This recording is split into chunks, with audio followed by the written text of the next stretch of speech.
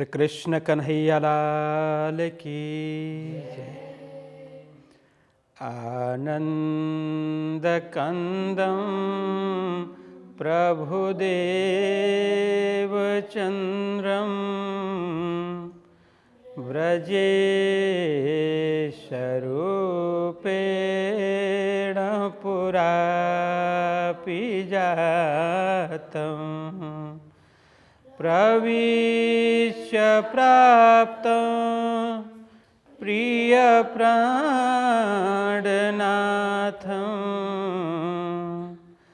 परेशपूर्णं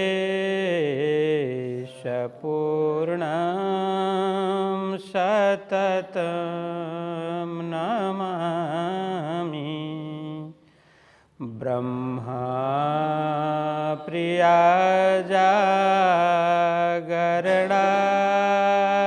जाता सर्वस्वपाता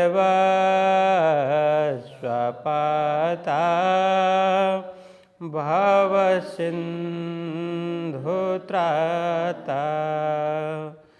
विज्ञानदाता निज धर्मधाता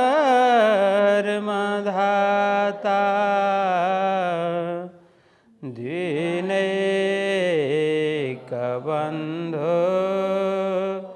शरणं प्रपद्ये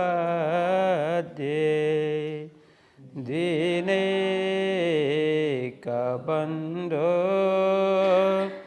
शरणं प्रपद्ये।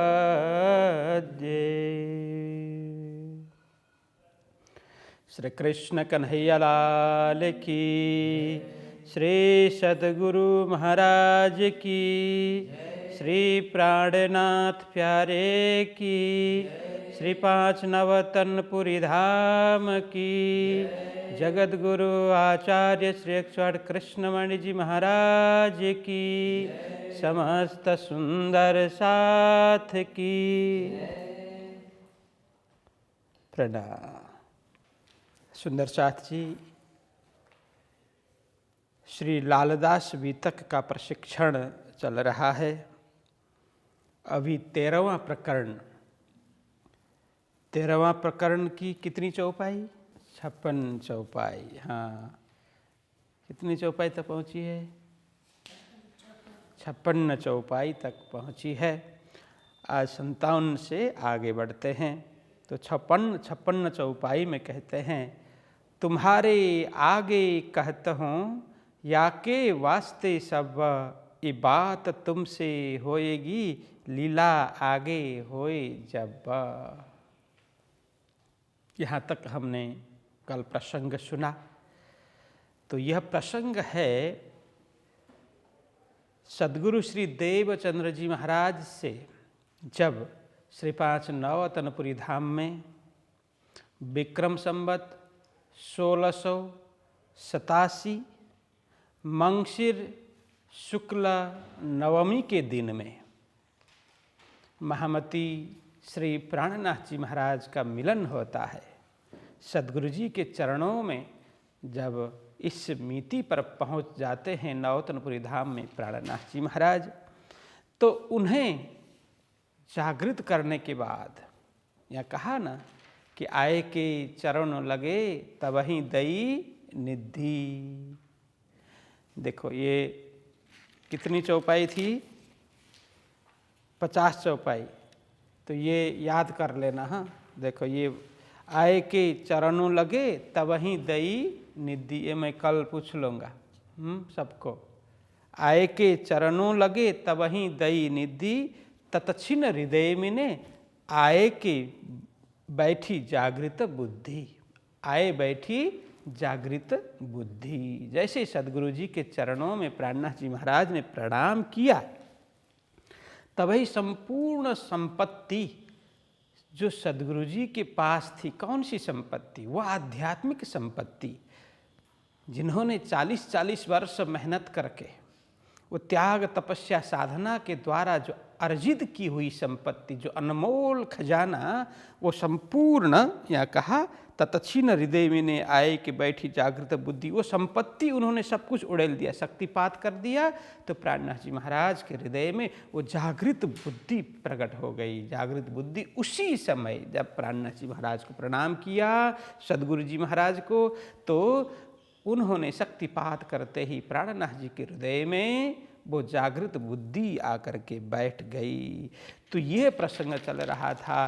फिर इसके बाद में उन्होंने भविष्य की सारी बातें बताई। अब भविष्य में किस तरह से जागनी का कार्य करना है, शकुंडल सकुमार को किस तरह से जगाना है, किस तरह से ढूंढना है, और शास्त्र पुराण वेद कतेव जहाँ जहाँ पर हमारी शाहिदी मिलती है, साक्षी मिलती है, उनके द्वारा सबको किस तरह से समझाना है, ये सारा प्रसंग कल चल रहा है।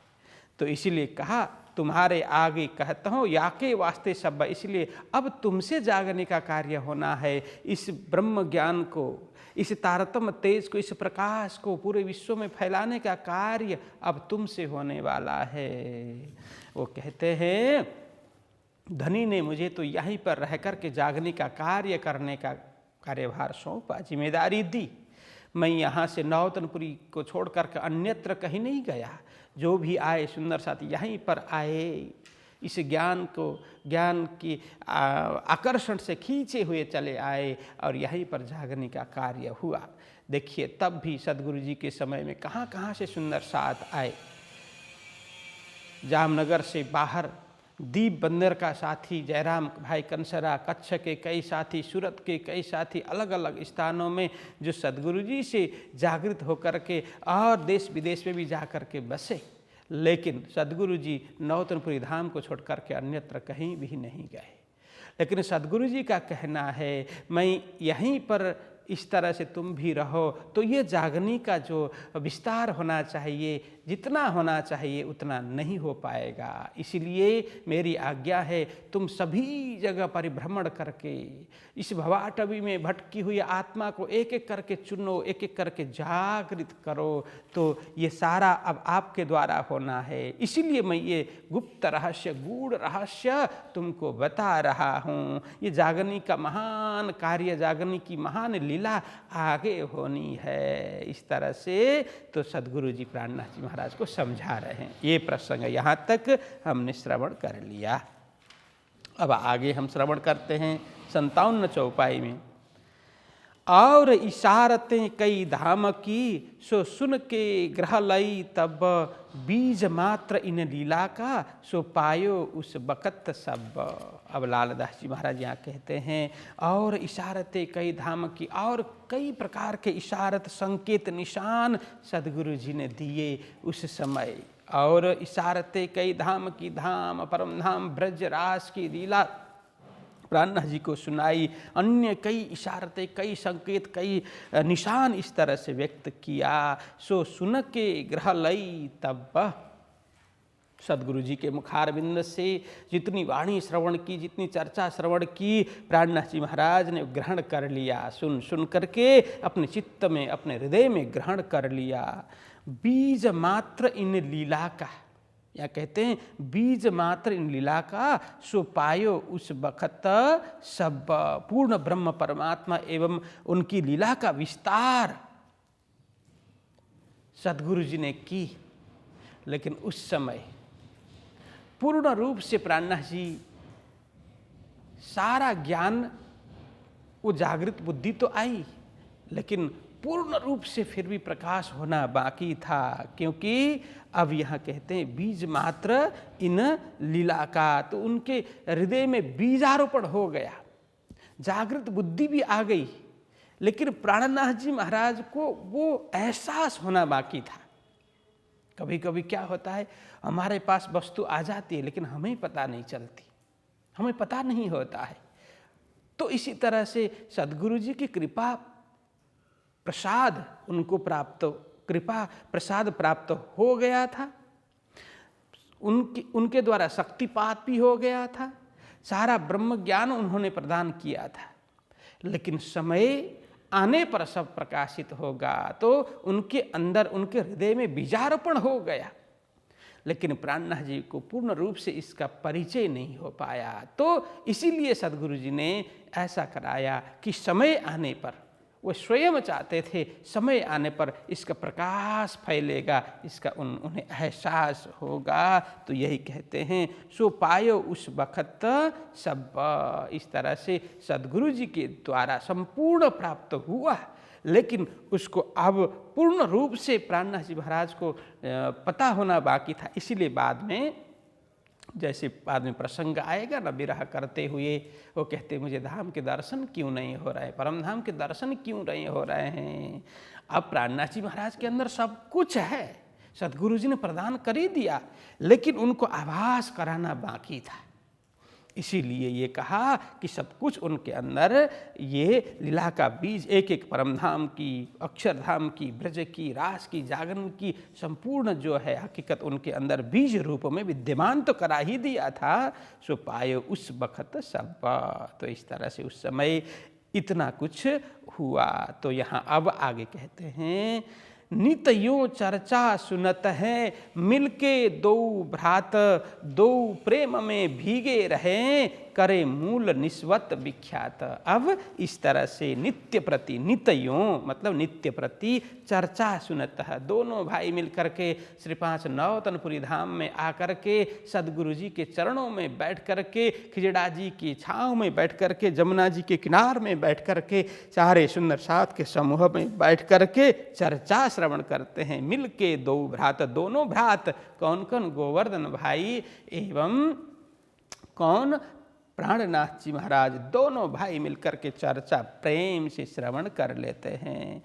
तो कहते दो प्रेम में भीगे रहे, दोनों भाई में इतना प्रेम है, दोनों प्रेम में भीगे रहते हैं। भीगने का मतलब क्या है, वो अलौकिक प्रेम में निमग्न रहना, मग्न रहना। भीगने का मतलब एकदम उसमें मस्त रहना, भीगना। अन्य कोई भी उनका चिंतन नहीं है, कोई भी बात, अन्यत्र की कोई बात याद नहीं आती। जब सद्गुरु जी के मुखारविंद चर्चा श्रवण करते हैं, दोनों रसमग्न होकर के रस में निमग्न हो जाते हैं, ब्रह्म रस में वो डूब जाते, आकंठ वो पान करते हैं। ऐसा दो प्रेम में भीगे रहे, करे मूल निस्वत विख्यात।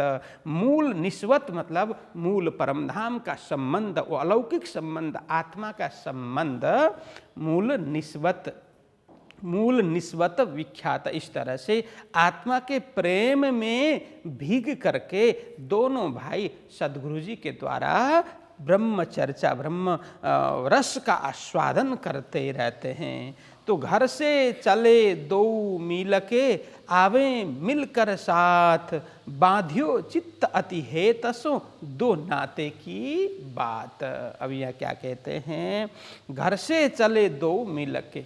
अब दोनों भाई में इतना प्रेम है तो नित्य प्रति आते हैं सद्गुरु जी के चरणों में। जैसे समय हुआ संध्या काल में, अब घर में जाते हैं, फिर प्रातः काल में दोनों मिल कर के इस तरह से फिर आते हैं। आवे मिल कर साथ, दोनों मिल कर के साथ में आते हैं और चर्चा श्रवण करते हैं। बांधियो चित्त अति हेतसो, चित्त अति हेतसो, प्रेम पूर्वक, हेत मतलब प्रेम, अत्यंत प्रेम पूर्वक उन दोनों में चित्त, दोनों का चित्त कहाँ पर, कहते हैं सद्गुरु जी के चरणों में, धाम की चर्चा में, वो परम धाम के निस्वत के साथ में चित्त बंधा हुआ है, हृदय दोनों का जुड़ा हुआ है। क्यों? क्योंकि बोलते हैं दो नाते की बात, दो नाते की बात। नाता क्या? दो प्रकार की नाता, संबंध, नाता मतलब संबंध दो प्रकार के। क्या क्या? एक तो सांसारिक संबंध भाई भाई का है, ठीक है, भाई भाई का संबंध है। दूसरा परमधाम की आत्मा है। दोनों, एक इंद्रावती की आत्मा, दूसरे गुणवंती बाई, गोवर्धन भाई की परात्मा का नाम गुणवंती। मतलब इस तरह से दोनों, एक तो सांसारिक नाता भाई भाई का हो गया, दूसरा है परम का नाता, परमधाम का वो अलौकिक नाता, आत्मा का संबंध हुआ। इसलिए दोनों में प्रगाढ़ प्रेम है, बेशुमार प्रेम है। तो यहाँ कहते हैं इस तरह से। तो एक दिन आए घर में बड़ा भाई करत स्नान, कहा तुम बिगड़े दो भाई, भय काम काज से अजान। देखिए अब यहाँ एक दिन सदगुरु जी की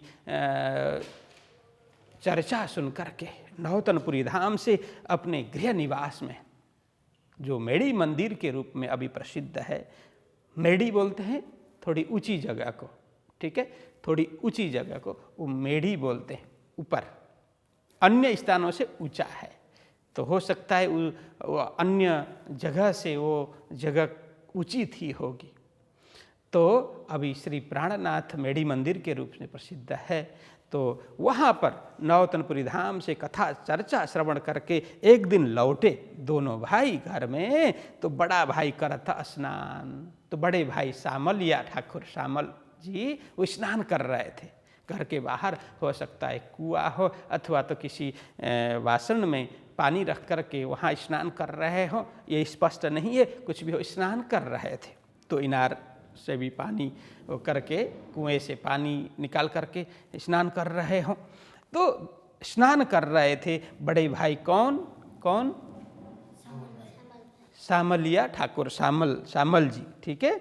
कहा तुम बिगड़े दो भाई, बोला स्नान करते करते। जैसे ही प्राणनाथ जी और गोवर्धन भाई को देखा, वे नाराज हो रहे थे अंदर अंदर। ये दोनों भाई अब आएंगे तो मैं कुछ बोलूँगा। जैसे ही दोनों दिखे तो कहा तुम बिगड़े दो भाई, अरे सुनो मेरी बात, तुम दोनों बिगड़ गए हो, दोनों भाई बिगड़ गए हो। भय काम काज से अजान, काम काज से अजान मतलब अनभिज्ञ, अनजान।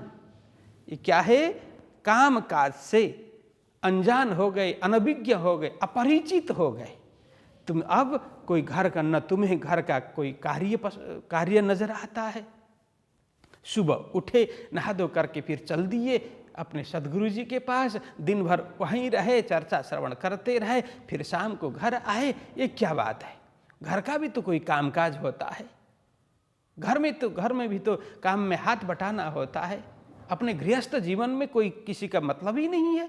एक काम काज से अजान मतलब अनभिज्ञ होना, अनजान बनना, अपरिचित होना, कुछ काम के नहीं रहे। ऐसा करके उन्होंने ऐसा बोल दिया।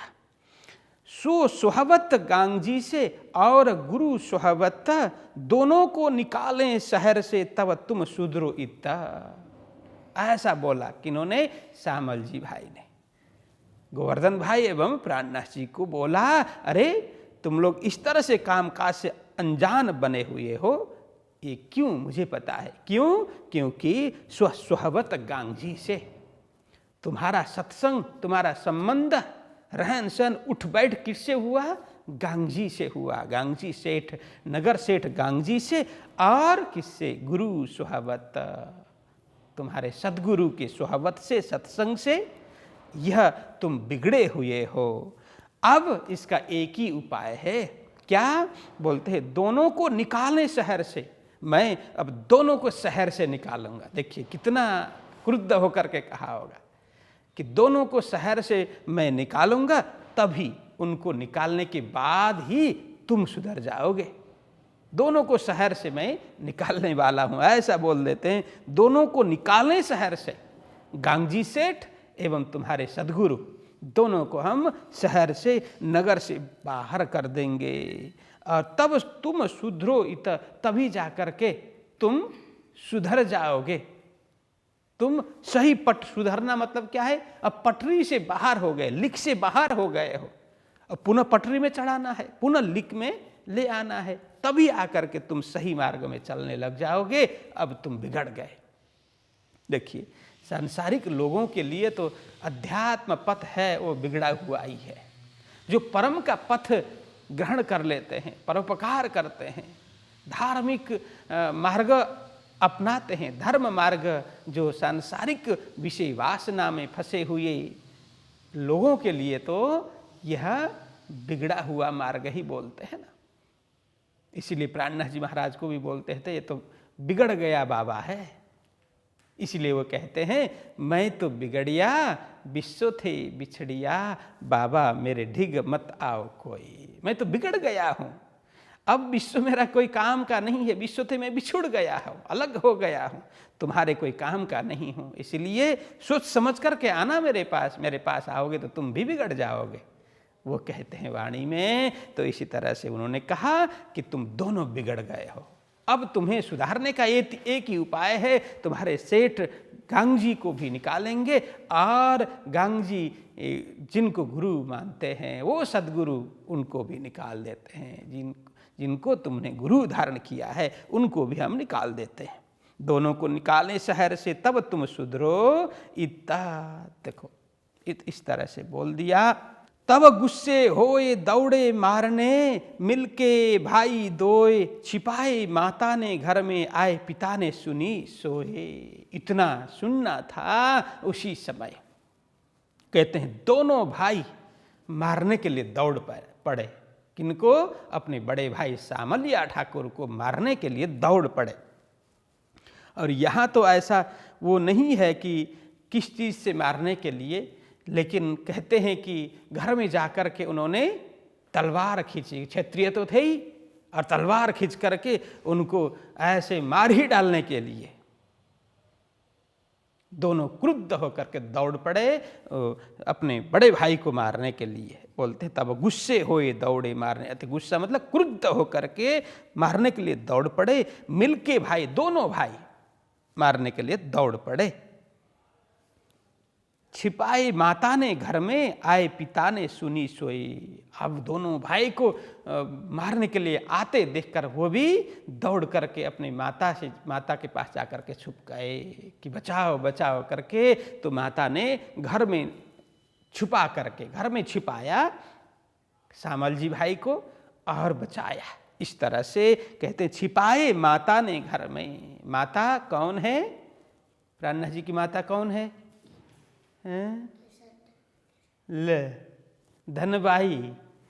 तो धनबाई, माता धनबाई ने छिपाया, घर में छिपा करके रखा, इस तरह से बचाया सामलिया भाई को।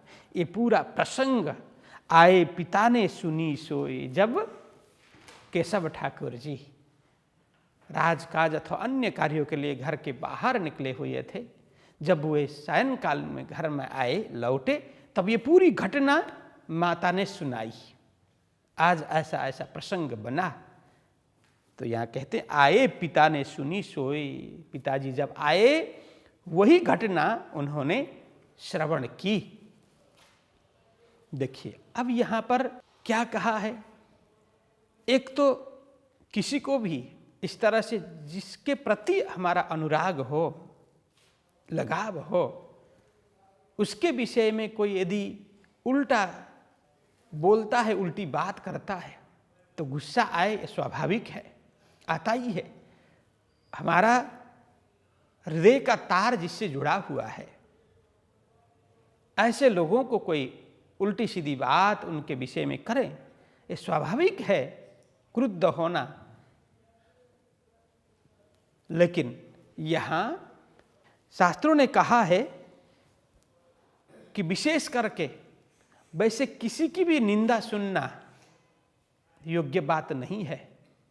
उसमें भी माता पिता एवं गुरु, ये तीन व्यक्ति की निंदा कभी नहीं सुननी चाहिए। हो सके कोई निंदा करता है तो हो सके अपने में सामर्थ्य है तो प्रतिकार करना चाहिए, उसका जवाब देना चाहिए। यदि हमारे में सामर्थ्य नहीं है अथवा तो उससे क्या मुंह लगाएं, विवाद करने का, उसको उत्तर देने का हमें यदि आवश्यक नहीं लगे तो वहां से निकल जाएं। यह हमारी संस्कृति है। इससे हमारा भी व्यक्तित्व विकास होगा। कोई निंदा सुनने के लिए तैयार नहीं है तो निंदा करेगा कौन? निंदा करने वालों का उत्साह तब बढ़ता है जब सुनने वाला होगा।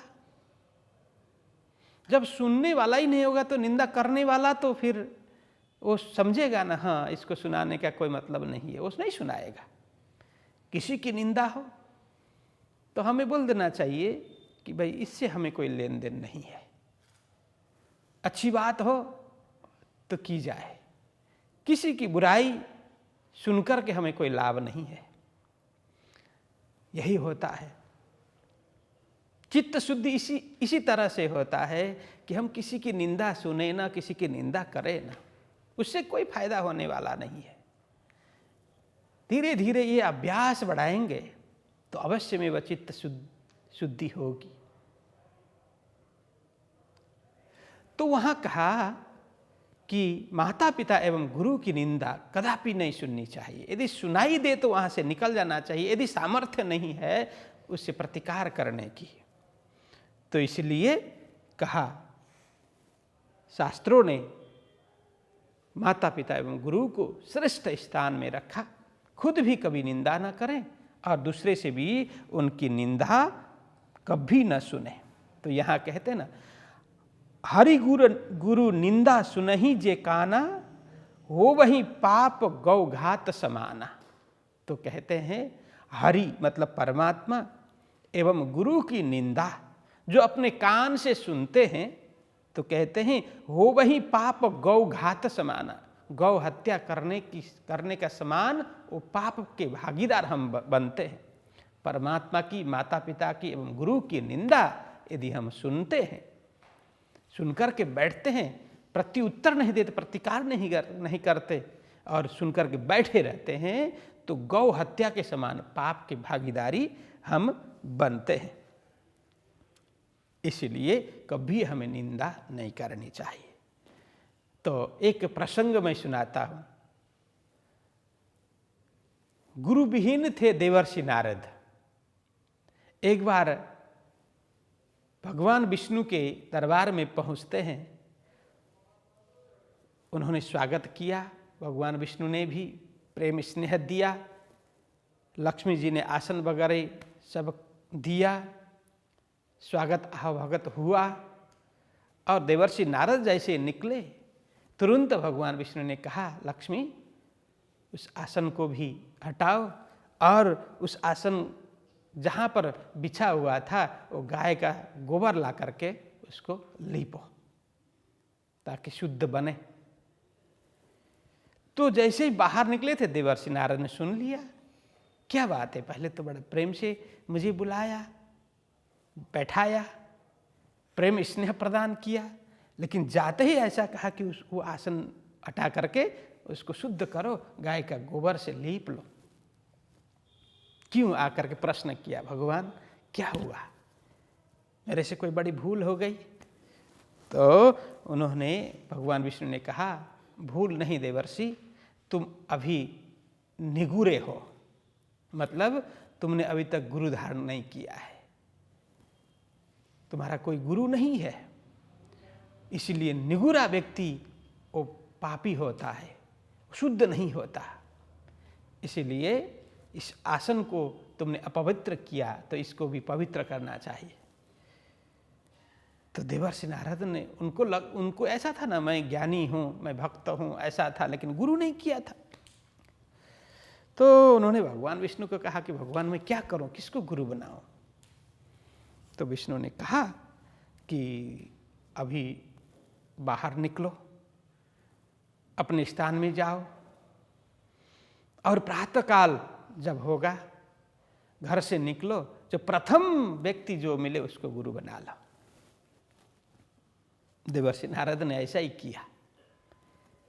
निकले तो वहां पर एक मछुआरा मिला। प्रथम निकलते ही, मछुआरे किसको बोलते हैं? हाँ, उसका वो मछली सब पकड़ करके एकत्र करके फिर बेचे, उससे आजीविका चलाए। तो वो मछुआरा मिला तो उसको गुरु तो बनाया। उसने कहा मुझे गुरु धारण करना है। मछुआरे बोलता है मुझे कुछ आता नहीं है। क्या बोल रहे हैं आप? नहीं नहीं, भगवान की आज्ञा है, मैं तो आपको ही गुरु बनाऊंगा, प्रथम व्यक्ति आप ही है। तो उन्होंने गुरु स्वीकार कर लिया। तो लेकिन मन में ऐसा आया कि मछुआरे को मैंने गुरु बनाया, इसको कुछ न आता है न जाता है, ऐसे निकृष्ट व्यक्ति को मैंने गुरु बनाया।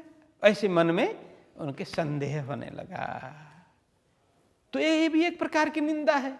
गुरु हो गए तो कभी निंदा नहीं करनी चाहिए, उनके प्रति हमेशा श्रद्धा रखनी चाहिए। तो जब ये बात भगवान विष्णु को पता चली तो उन्हें कहा, देवर्षि तो भयंकर अपराध तुमने किया। अपना गुरु, तुमने गुरु तो धारण कर लिया, लेकिन उनके प्रति श्रद्धा नहीं आई, भाव नहीं जगा, बस अंदर अंदर तुमने निंदा की। तुम 84 के नरक में गिर जाओगे, तुम्हें मेरा श्राप है। 84 कुंड, नरक के 84 कुंड में जाकर के तुम कष्ट भोगोगे। देवर्षि नारद भयभीत हो गए कि भगवान, मेरे से अक्षम्य अपराध तो हुआ, लेकिन क्षमा कर दीजिए। मेरे मन में उनके प्रति सद्भावना नहीं हुई, इसलिए भगवान विष्णु ने कहा, गुरु धारण कर लिया, गुरु बना लिया, तो ये फिर कोई बहाना नहीं चलेगा। उनके प्रति हमेशा श्रद्धा बनाए रखनी चाहिए। तो क्या करूं, ये 84 कुंड के नरक से मैं कैसे बचूं? तब भगवान विष्णु ने कहा, जाओ अपने गुरु के पास, वही कोई राह देंगे, वही मार्ग बताएंगे, मैं क्या जानूं। तो इस तरह से उन्होंने बताया। तो वे आ गए, वही मछुआरे अपने गुरु के पास में आ गए, आकर के प्रणाम किया दंडवत और कहा, गुरुदेव मुझे क्षमा कर दीजिए, ये अक्षम्य अपराध हुआ। अब मुझे 84 कुंड नरक का कष्ट भोगना पड़ रहा है, भगवान का श्राप है, क्या करें। तो उन्होंने क्या कहा, वो मछुआरे गुरु ने क्या कहा, देखो एक ही उपाय है, पुनः भगवान के पास जाओ। तो भगवान को बोलो कि भगवान, मैंने तो कभी 84 कुंड नरक देखे नहीं है, तो आप ऐसा कर दीजिए कि जमीन में 84 कुंड नरक चित्र बना करके आप मुझे दिखा दीजिए। तो विष्णु भगवान ने कहा, ठीक है, 84 कुंड नरक वहीं चित्र बना करके देखो, ऐसे ऐसे ऐसे होते हैं, इस प्रकार के अलग अलग कुंड होते हैं। तप्त कुंड, वहाँ पर इस तरह से आग जल रही होती है लोहे की, तो कोई पाप करता है तो उसमें डाल दिया जाता है। कोई पीप की नदी बह रही होती, कोई रक्त की नदी बह रही होती है, अलग अलग कोई तेल, कढ़ाई में तेल उबल रहा होता है तो उसी में डाला जाता है। अलग अलग प्रकार से उन्होंने बताया चित्र करके। तो साथ में थे गुरु भी, तो गुरुदेव अब तो हो गया, भगवान ने बता दिया। तो गुरुदेव ने कहा, बस उसी में आलौट जाओ, सो जाओ उसी में, उसी चित्र में सो जाओ। तो देवर्षि नारद फटाफट गुरु की आज्ञा मान करके वहाँ पर ऐसे लेटने लगे। 84 कुंड में वो चित्र था, लेट गए। तो भगवान विष्णु ने सोचा कि क्या कर रहा है ये, तो क्या कर रहे हो। तो उन्होंने कहा कि मेरे गुरुदेव की आज्ञा है, यही 84 कुंड नरक है, बस मैं अभी इसी में लेट जाऊं, बस यही मेरा दुख कष्ट इसी में पूरा हो जाएगा। तो भगवान विष्णु भी हंसने लगे और कहा, बस ठीक है, तुम मुक्त हो गए, क्योंकि तुम्हारे गुरु, उनकी आज्ञा मैं भी नहीं टाल सकता। उन्होंने बोल दिया, इसी में से तुम दुख से छुटकारा हो जाओ, क्योंकि गुरु की निंदा की थी, उन्होंने बोल दिया कि इसी में से दुख से छुटकारा हो जाएगा तुम्हारा, बस हो गया, तुम मुक्त हो गए। तो इस तरह से दृष्टांत देते हैं। मतलब गुरु की निंदा नहीं करनी चाहिए, किसी की नहीं करनी चाहिए, विशेष करके परमात्मा, गुरु, माता पिता का तो कभी नहीं करनी चाहिए, क्योंकि गुरु ही किसी न किसी रूप से उपाय बता देते हैं संसार सागर तरने का, दुख कष्ट कैसे पार करने का वही बता देते हैं। इसलिए कहा, गुरु हरि रूठे तो गुरु ठाव रहे। यदि परमात्मा रुष्ट हो जाए तो गुरु के पास में जाए तो गुरु उपाय बता सकते हैं। जैसे यहाँ रुष्ट हो गए थे ना भगवान विष्णु, लेकिन गुरु ने उपाय बता दिया। लेकिन गुरु रुष्ट हो गए तो कभी कहीं मार्ग नहीं है, भगवान भी उनको सहारा नहीं देते, क्योंकि भगवान भी इतना गुरु को सम्मान देते हैं। यही बात है कि अपने सद्गुरु जी की निंदा जब अपने भाई ने की तो उनको सहन नहीं हुआ, शास्त्र मर्यादा के आधार पर ही उन्होंने अपने भाई को मारने के लिए दोनों दौड़ पड़े। ये बात है। तब गुस्से होए दौड़े मारने, मिल के भाई दोए, छिपाए माता ने घर में, आए पिता ने सुनी सोए। तो इसीलिए कहते हैं गुरु कैसा भी हो, गुरु गूंगे गुरु बाबरे, चाहे गूंगा हो चाहे बाबरा हो, गुरु के रहिए दास। बस गुरु के दास बने रहिए, गुरु के सेवक बने रहिए।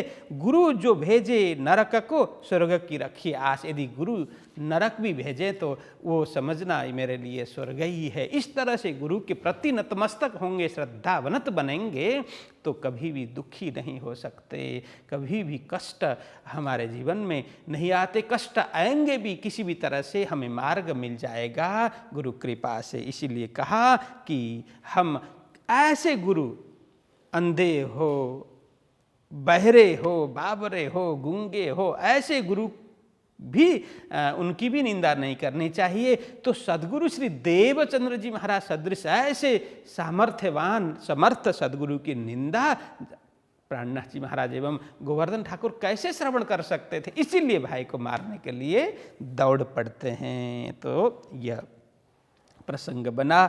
जब पिताजी ने सारी घटना सुनी तब कहा केशव ठाकुर ने, जिनकी तुम चर्चा सुनत, तिन सुनी कांजी भट्ट से, बाँचे श्याम जी मंदिर जीता। तो ये है, कहते हैं तब केशव ठाकुर जी ने कहा दोनों बच्चों को, देखो दोनों बेटे को क्या कहा। तो यहाँ कहते हैं कि जिनकी तुम चर्चा सुनत, देखो जिनके पास में जाकर के तुम लोग चर्चा सुनते हो ना, तिन सुनी कांजी भट्ट से, उन्होंने भी तो कांजी भट्ट से चर्चा सुनी है।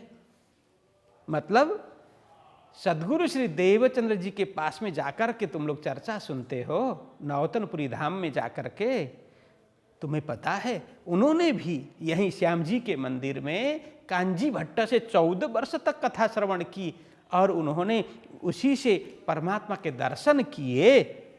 बाँचे श्याम जी मंदिर, जहाँ श्याम जी के मंदिर में कांजी भट्ट कथा, बाँचने का मतलब ये गुजराती शब्द है बाँचना, तो कथा बाँचना बोलते हैं ना। बाँचने का मतलब तो क्या होता है, तो वैसे पढ़ना है ना। तो कथा पहले पहले क्या था, अभी की तरह कथानक के रूप में कथा नहीं करते थे, एक एक श्लोक पढ़ते थे और श्लोक का अर्थ बताते थे। एक एक श्लोक, जैसे अभी तालीम चल रही है ना, इसी प्रकार से कथा होती थी। एक एक श्लोक उसके पाई पाई ऐसे बोल करके फिर कथा करते थे। इसीलिए वो बाँचने का, अभी भी गुजरात में कथा कौन बाँचे छे एम कहे है ना, तो वो बाँचने का मतलब पढ़ने का। तो वहाँ कांजी भाई कांजी भट्ट कथा करते हैं, कथा बाँचते हैं, मतलब वो भागवत की कथा कांजी भट्ट करते हैं, उनसे ही तो कथा श्रवण करते थे देवचंद्र जी महाराज। ये उन्होंने कहा, उतही चल के तुम सुनो, तब दियो जवाब इन इत, सो पूछे ताको दे जवाब, तो हम हमेशा बैठे तित। जब केशव राय ठक्कर अपने पिताजी ने कहा कि उतही चल के तुम सुनो, वहीं जाकर के सुनो ना, जहाँ पर सद्गुरु जी कथा चर्चा श्रवण करते थे श्याम जी के मंदिर में कांजी भाई के द्वारा, तो कहते हैं वहीं जाकर के तुम सुनो। तब दियो जवाब इन इत, इन मतलब इन दोनों भाइयों ने जवाब दिया अपने पिताजी को। क्या दिया, जो पूछे ताको दे जवाब। पिताजी हमें कोई एतराज नहीं है, हमें कोई परेशानी नहीं है, परंतु क्या, जो पूछे ताको दे जवाब। हमारे मन में कितने प्रश्न है, तो उन प्रश्न हम पूछेंगे। जो पूछे ताको दे जवाब, जो पूछेंगे, ताको मतलब उन प्रश्नों का जवाब, उत्तर यदि कांजी भट्ट देंगे तो हम हमेशा बैठे तीर्थ, हम हमेशा वहीं जाकर के कथा श्रवण करेंगे। हमें तो सुनने से मतलब है, बस ब्रह्मवाणी हमें सुनने को मिले, परमात्मा के लीला सुनने को मिले, गुणानुवाद हो, और हमारे मन में जो संदेह है, जो शंका है, प्रश्न है, वो हम पूछें तो उसका योग्य उत्तर हमें प्राप्त हो, तो हमें कोई परेशानी नहीं है। वहीं जाकर के हम नित्य प्रति श्रवण करेंगे, हमेशा मतलब सदैव नित्य प्रति वहीं जाकर के कथा चर्चा श्रवण करेंगे। यह हो गया। तब पिता ले चले तिन पे, वे बैठे जाए के ताही, कही भट्ट लड़के कछु पूछत, देवो जवाब चित्त दे आही। तो यहाँ कहा तब पिता ले चले तिन पे, दोनों को दूसरे दिन। अब ये रात की का प्रसंग बना दोनों में। अब अगले दिन की घटना है, रात हो गई, ये सब पिता ने उनको समझाया। दूसरे दिन सब समय हुआ, तब पिता ले चले तिन पे, वहाँ पर, कहाँ पर, श्याम जी के मंदिर पर। तिन पे मतलब वहाँ पर ले चले। बैठे जाए, वे बैठे जाए के ताई, वे दोनों, और अपने पिताजी के साथ में होकर के जाए के, वहाँ जा कर के, ताही कहाँ, कथा स्थल में, कथा मंडप जहाँ कथा चलती है, ताही मतलब कथा स्थल में जा कर के बैठ गए। कही भट्ट लड़के कछु पूछत, जब वहाँ पर कथा पूरी हो गई, देखिए शिष्टाचार है, जाते ही वैसे प्रश्न कर दिया, ऐसी बात नहीं है। जाकर के बैठे, कथा चल रही थी, जब कथा प्रसंग पूरा हुआ तब जाकर के वो केशव राय ठक्कर बोलते हैं, पूछते हैं, कांजी भट्ट से बात करते हैं। क्या बोल रहे हैं? कही भट्ट लड़के कछु पूछत, हे भट्ट जी, हे भट्ट जी, लड़के मतलब मेरे दो बेटे, कछु पूछत, कुछ पूछना चाहते हैं, कुछ जिज्ञासा लेकर के आए हैं। देव जवाब चित्त दे आही।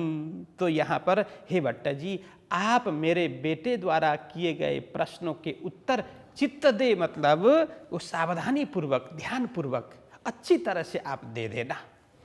देवो जवाब चित्त दे आई, यहाँ पर आप सावधानी पूर्वक, अच्छी तरह से, ध्यान पूर्वक आप जवाब दे देना। तो कांजी भाई ने कहा ठीक है, कोई बात नहीं, पूछें।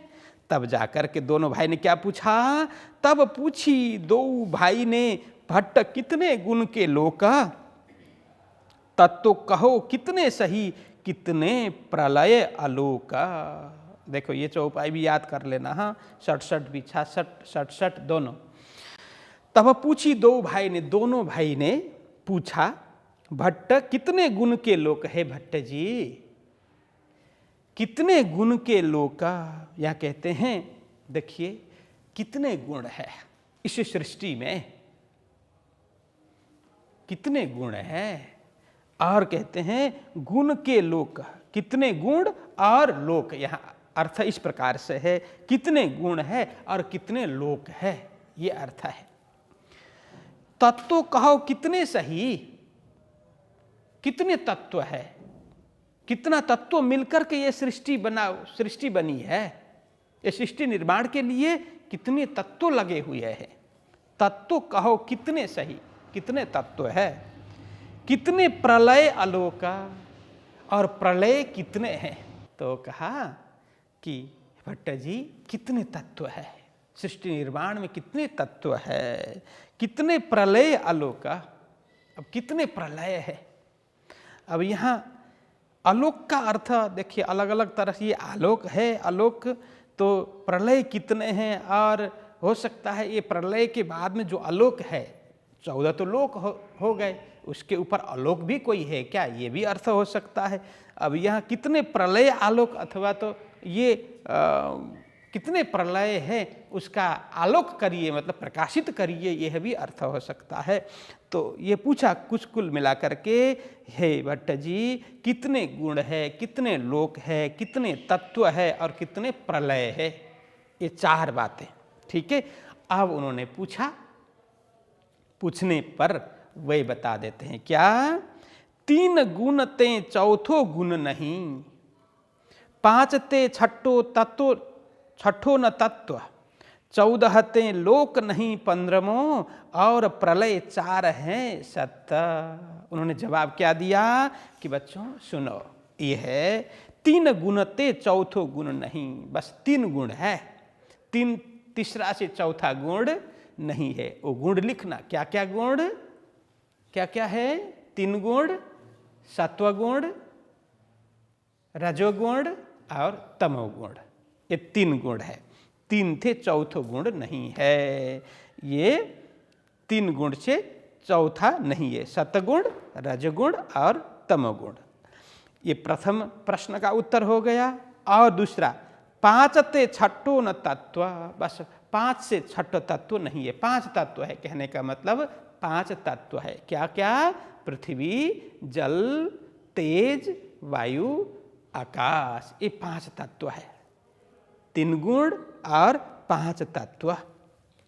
14 ते लोक नहीं 15मो, 14 लोक है। 14 से 15वां कोई लोक नहीं है। अब 14 लोक वो नीचे से देखिए, यह सृष्टि, यह पृथ्वी बीच में है, तो इसके नीचे 7 पाताल कहा है और इसके ऊपर स्वर्ग कहा है। इसके ऊपर 6 स्वर्ग, 6 लोक है ऊपर। तो पाताल से लिख सकते हैं, सबसे नीचे पाताल, फिर उसके ऊपर रसातल, फिर उसके ऊपर महातल। पाताल, रसातल, महातल, तलातल, सुतल, बीतल और अतल। ये नीचे से अतल आते आते 7 हो गए, और ऐसे जाएंगे तो अतल, बीतल, सुतल, तलातल, महातल, रसातल, पाताल। पृथ्वी से नीचे जाएंगे तो इस तरह से, तो नीचे से लिखना ठीक है, पाताल से हम अतल तक आ गए, ठीक है। अब अतल के ऊपर यह भूरलोक, इसको बोलते हैं भूलोक या भूरलोक। पृथ्वी लोक भी बोलते हैं, मृत्यु लोक भी बोलते हैं, इसको भूरलोक भी बोलते हैं। भूरलोक से ऊपर भूवरलोक है। भूवरलोक ये 9वां है। हाँ, नीचे से पाताल से अतल तक 7 हो गया, पृथ्वी 8वां हो गया, फिर भूवरलोक, इसको 9वां लोक कहते हैं। फिर 10वां है स्वर्गलोक, 10वां लोक स्वर्गलोक है, और 11वां है महरलोक है, 12वां जनलोक है, 13वां तपलोक है और 14वां सत्यलोक है। इस तरह से उन्होंने कहा 14 लोक है, 14 से 15वां लोक कोई है नहीं। 14 ते लोक नहीं 15मो।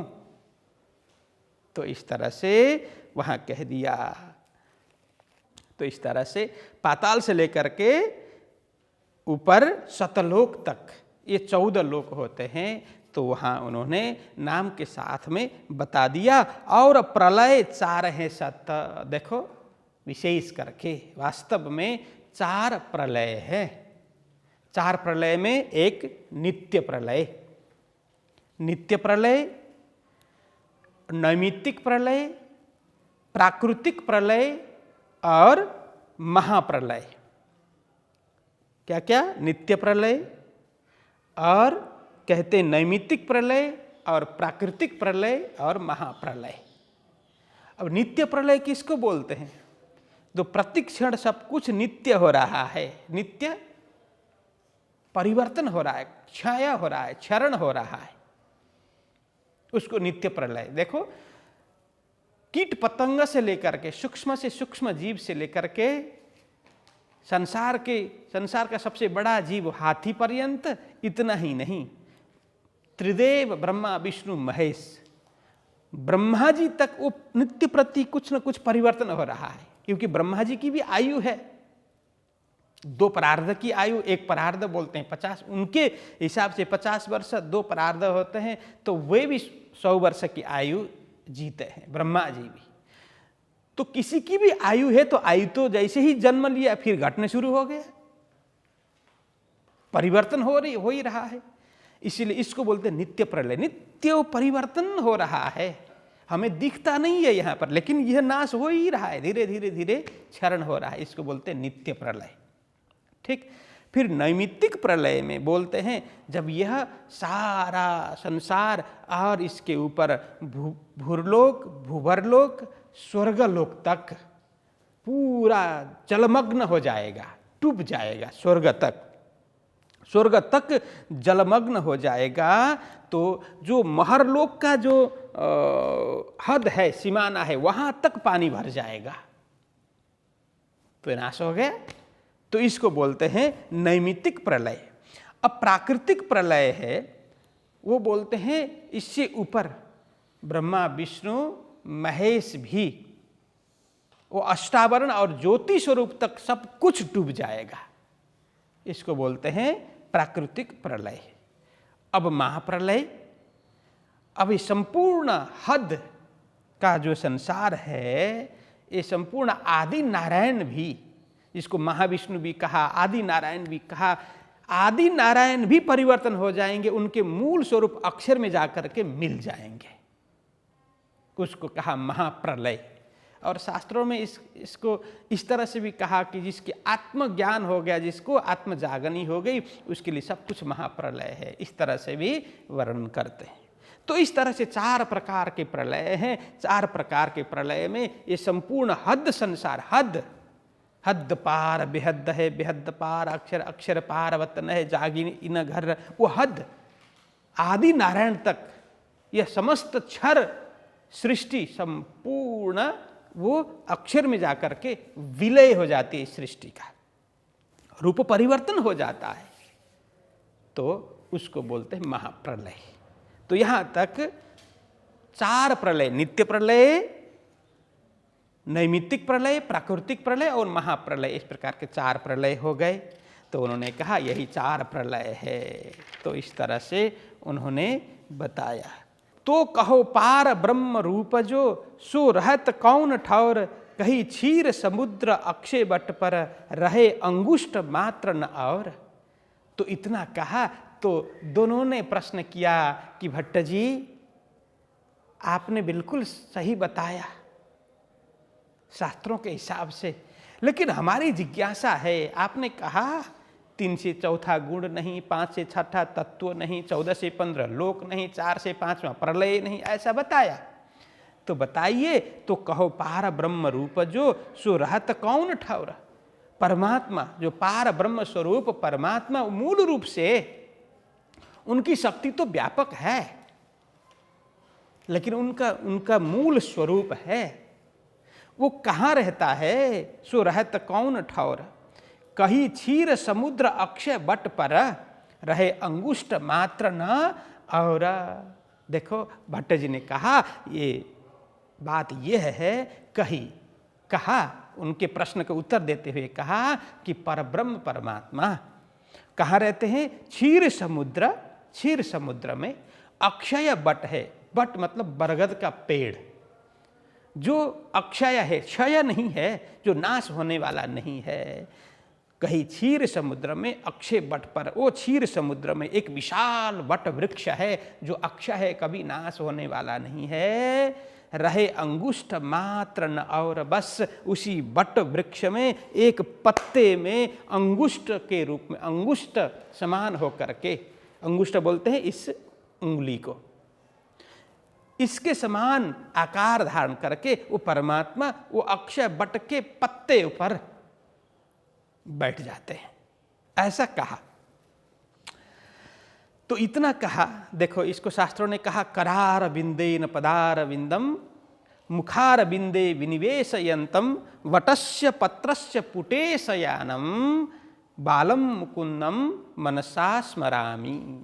इसे बताया कि ऐसे स्वरूप करार बिंदेन, अपने हाथ से, करार कर बोलते हाथ, अरविंद बोलते हैं कमल, हस्त कमल, अपने कर कमल हस्त कमल से, पदार बिंदम, पद बोलते हैं चरण को, अरविंद बोलते हैं कमल, पदार बिंद अपने चरण कमल, हस्त कमल से चरण कमल को पकड़ करके और बट के पत्ते में सो करके उस चरण अंगुष्ठ को अपने मुख में डाल करके। देखो यहाँ कहा मुखार बिंदे विनिवेशयंतम, मतलब निवेश करते हुए, उसमें प्रवेश कराते हुए, समझे।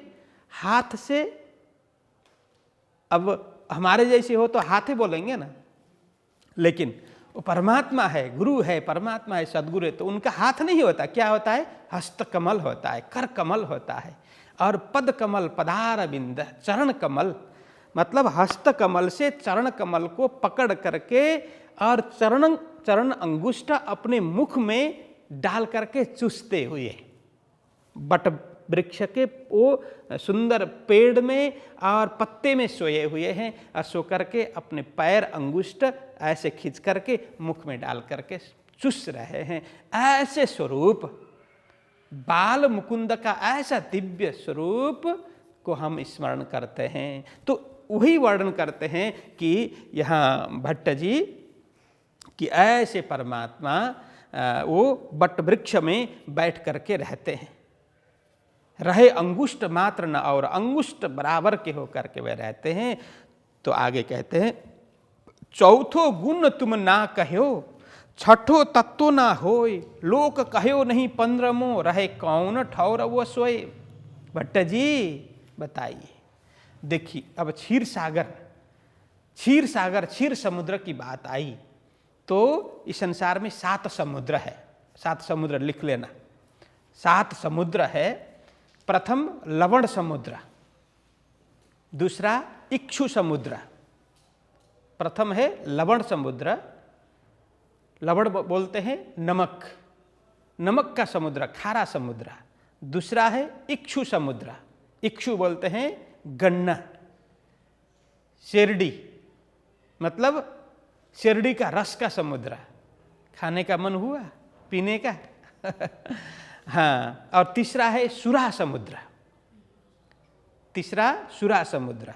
चौथा है घृत समुद्र, पांचवा है दधी समुद्र, छठा है क्षीर समुद्र। क्षीर बोलते हैं यहाँ दूध। देखिए यहाँ आया ना क्षीर समुद्र की बात, इसीलिए मैंने लिखवाया। ये 5वां समुद्र है क्षीर समुद्र, छठा समुद्र है, 5वां है दधी है, 5वां दधी, 6वां क्षीर, 7वां है मीठा जल का समुद्र। ये 7 समुद्र पृथ्वी में है और एक एक समुद्र के बीच में एक एक टापू है, उसको द्वीप बोलते हैं। ये द्वीप भी लिखना, 7 द्वीप।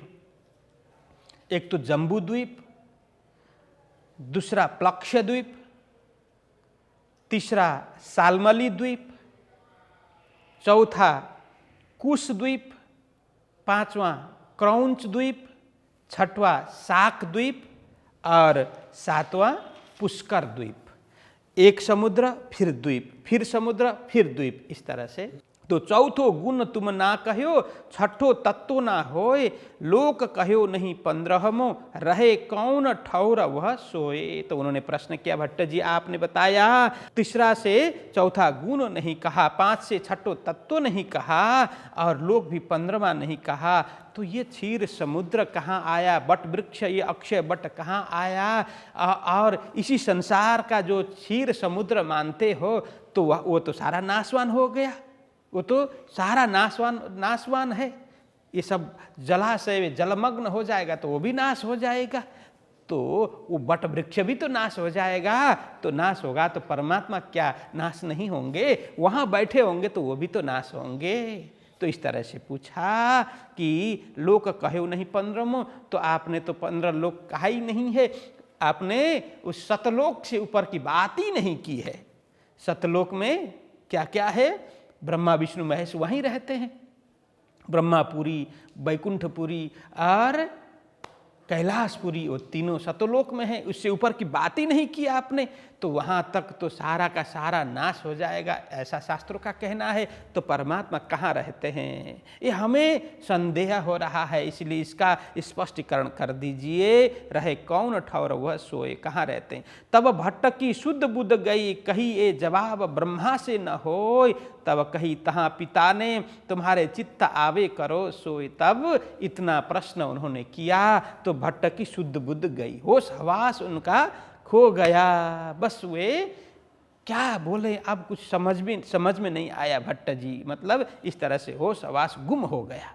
कही ये जवाब ब्रह्मा से न हो, तब उन्होंने क्या कहा, तो वैसे चिढ़ते हुए कहा, अरे मेरे से क्या जवाब वो चाहोगे, ये तो ब्रह्मा जी से भी तुम्हारा जो प्रश्न है उसका उत्तर प्राप्त नहीं होगा, ब्रह्मा भी उत्तर देने में असमर्थ होंगे, मैं तो क्या दूंगा। इस तरह से कहते हैं, कहीं जवाब ब्रह्मा से न होए। तब कही तहाँ पिता ने तुम्हारे चित्त आवे करो सो। जब इस तरह का माहौल हुआ, इस तरह से प्रसंग बना, भट्ट जी ने भी उत्तर देने में असमर्थता जताई, तब पिताजी ने कहा बच्चों को कि हे बच्चों, तुम्हारे चित्त आवे करो सो, बस ठीक है, तुम्हें जो लगे वो कर लो। अब यहाँ कथा सुननी हो तो भी ठीक है, अपने सदगुरु जी के पास में जाकर कथा सुनना हो तो भी ठीक है, तुम्हें छूट है, कोई तुम्हें रोकेगा नहीं। क्योंकि इतनी जिज्ञासा, इतना मतलब प्रश्न, इतने उत्कृष्ट और रहस्यमय प्रश्न वे करते हैं, तो पिताजी को लगा कि इनको रोकना ठीक नहीं है, जहाँ जाए इनकी जिज्ञासा शांत होनी चाहिए। पिताजी ने कहा ठीक है, आपको जो लगे ठीक लगे। ऐसे बच्चों को भी ऐसे रोकते हैं, ये नहीं करना चाहिए, ये नहीं करना चाहिए, रोकना चाहिए कभी कभी। हाँ, बच्चे को लगे कि हाँ ये बच्चा ठीक है, ये कर सकता है, तो हम भी बोलते हैं चलो ठीक है तुम करो। तो ऐसा ही होता है कि पिताजी ने अब कहा तुम्हें जो ठीक लगे वो करो।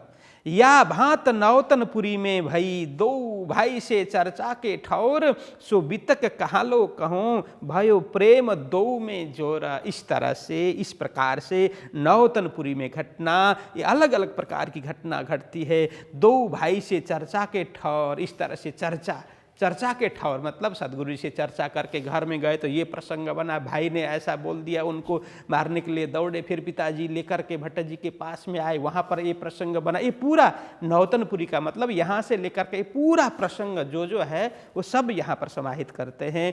दो भाई से चर्चा के ठौर, चर्चा के प्रसंग पर ये घटना घटती है।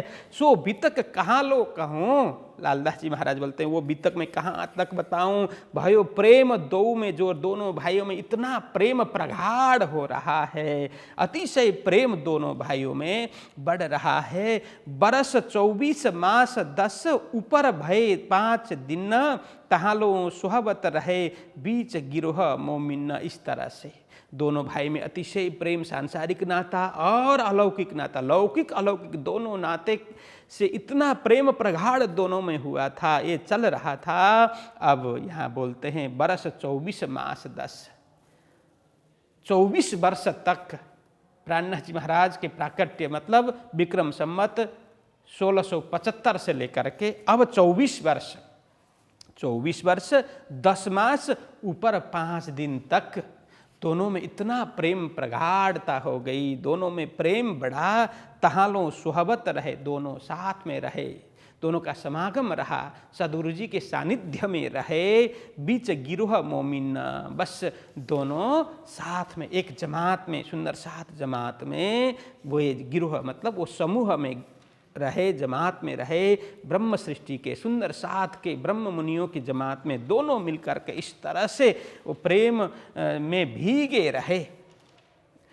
ये क्यों कहा? क्योंकि 1700 विक्रम संवत 1700 में गोवर्धन भाई का धाम गमन हो जाता है, इसलिए ये 24 वर्ष 10 महीने 5 दिन मतलब लगभग 25 वर्ष जब प्राणनाथ जी महाराज हो गए, क्योंकि 1675 में उनका प्राकट्य, तो 1700 में कितने वर्ष हो गए? 25 वर्ष हो गए ना, तो लगभग 25 वर्ष मतलब यहाँ 24 वर्ष 10 महीना और 5 दिन तक दोनों भाई साथ में रहते हैं। उसके बाद में गोवर्धन भाई का धाम गमन हो जाता है। संवत 1712 भादो मास उजाला पक्ष, चतुर्दशी बुधवार को हुए दृष्टे अलख। अब यहाँ सदगुरु जी के धामगमन प्रसंग उल्लेख करते हैं। विक्रम संवत 1712 12 मतलब 1712, भादो मास उजाला पक्ष, भादो का महीना, उजाला पक्ष मतलब शुक्ल पक्ष, भाद्र शुक्ल, भाद्र महीना के शुक्ल पक्ष और तिथि चतुर्दशी बुधवार को, चतुर्दशी तिथि बुधवार का दिन हुए दृष्टे अलख।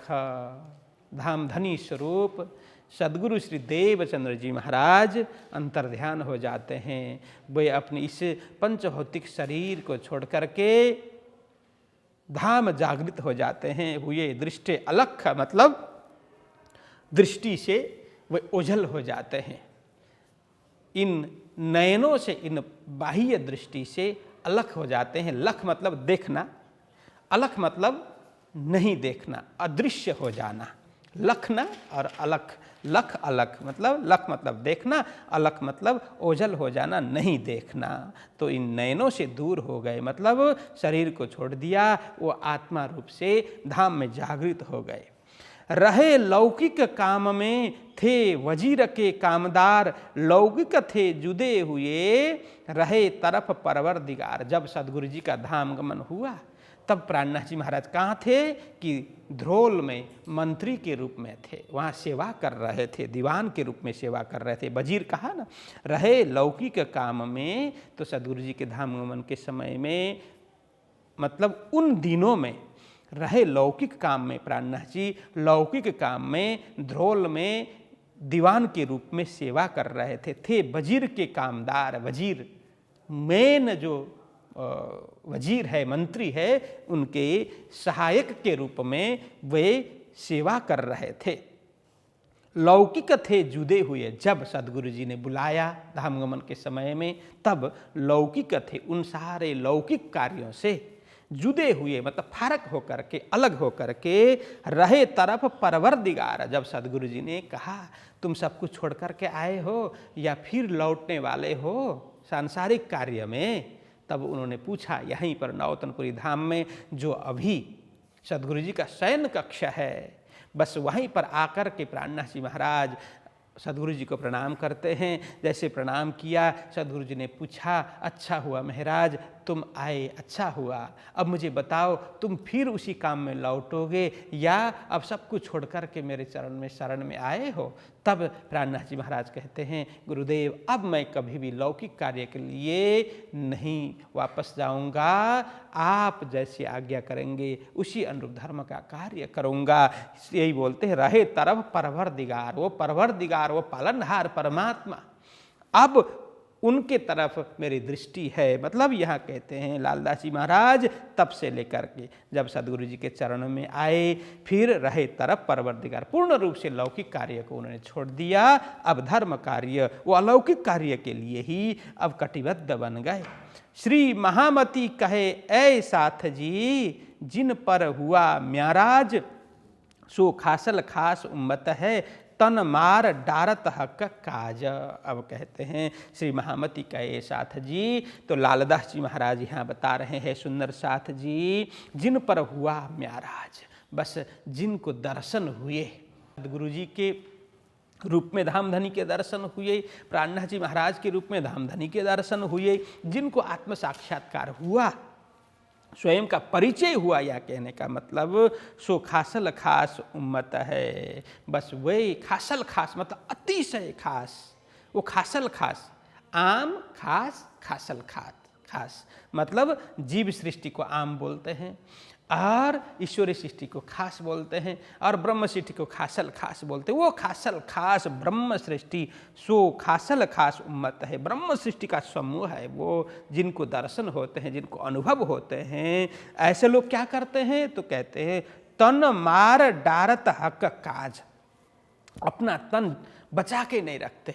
मार डारना मतलब पूरे रूप से मार डारना नहीं है, परमात्मा के लिए घिसना, परमात्मा के लिए सेवा में लग जाना, दिन रात स्वयं के लिए नहीं, स्वयं के खातिर नहीं, बस सेवा के लिए, धर्म की सेवा के लिए, परमात्मा के लिए। हक काज, परमात्मा का काज कौन सा होगा? दुखियों की सेवा, गरीबों की सेवा, जरूरतमंदों की सेवा, सुंदर साथ की सेवा, धर्म की सेवा, धाम की सेवा, यही तो हक काज है। मतलब परमात्मा का काम यही है। तो अपने स्वार्थ के लिए नहीं, परमार्थ की भावना लेकर के परमात्मा का चिंतन करते हुए, सब कुछ कर्म उनके चरण में समर्पित करते हुए, मैं तो एक सेवक हूँ लेकिन कर्म मैं परमात्मा के लिए कर रहा हूँ, वो जैसे कराएंगे उस हिसाब से करके इस शरीर को घिसना, इस शरीर को चंदन की तरह घिस घिस करके सबको सुगंधित देने का कार्य करते हैं। कौन? ऐसे खासल खास मतलब सुंदर सात ब्रह्म सृष्टि ऐसा करते हैं जिनको दर्शन हो गए, आत्मज्ञान हो गया, ये भाव है। तो इस तरह से यहाँ 13 प्रकरण यहाँ समापन हो जाता है। बोलो कृष्ण कन्हैया लाल की। आज यहीं पर रखते हैं। श्री महामती कै साथ जी,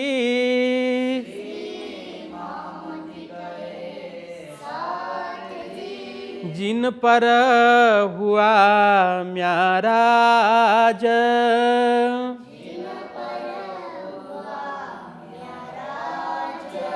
सो खासल खास उम्मत है।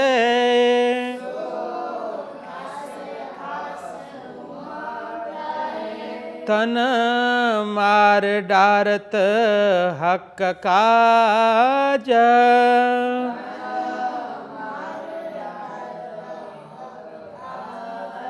तन मार डारत हक काज।